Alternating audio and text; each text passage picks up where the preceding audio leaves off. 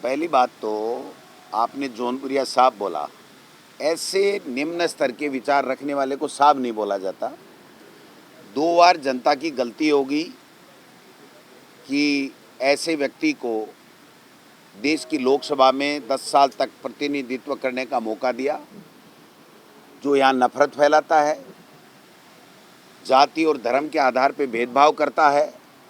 और हमारे नेता राहुल गांधी जी जैसे कह रहे हैं कि ये बीजेपी के नेता इस देश में केरोसिन छिड़क रहे हैं, आग लगाना चाहते हैं अपनी राजनीतिक रोटियां सेकने के लिए।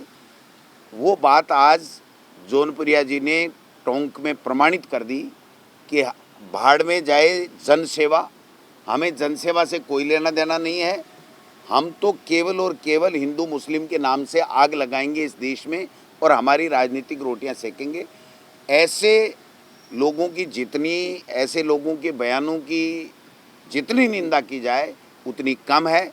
इस प्रदेश में गंगा जमनी तहजीब है।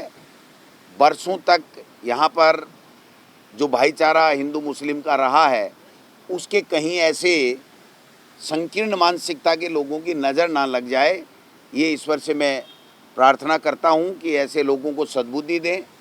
ये एक ही नहीं है, ये ऐसे कई नमूने हैं जो केवल और केवल आग लगाने का इस प्रदेश में काम करते हैं और भाई को भाई से लड़ा करके अपनी राजनीतिक रोटियां सेकना चाहते हैं।